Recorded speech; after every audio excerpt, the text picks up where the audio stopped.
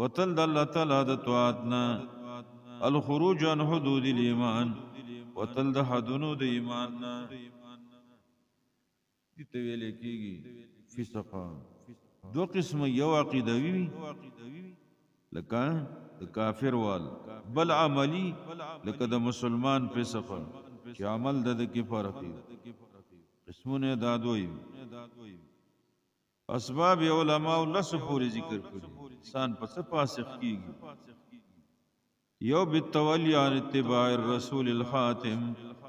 د اخیری رسول د تابعداري نه اوړېدلو سوره ال-عمران دواتیا دویم فیصله نه کول د الله په وحی سوره مائده وصالوي دریم النفاق و منافقت سوره توبه وشپیتا سلورم کفر کول سوره نور 55 وګم مسلمان ته د زنا نسبت کول او پای بدنامه لګول د زنا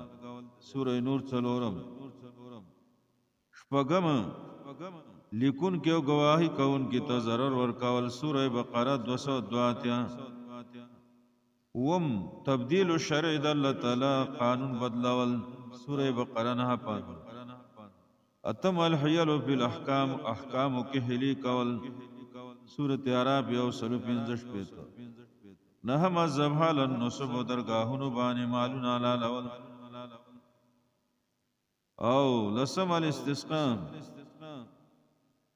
دا یو لسم ترکو اسم الله وقت الذبح عمدان دا نهم په سورته مائده دریم کې ذکر دی او لسم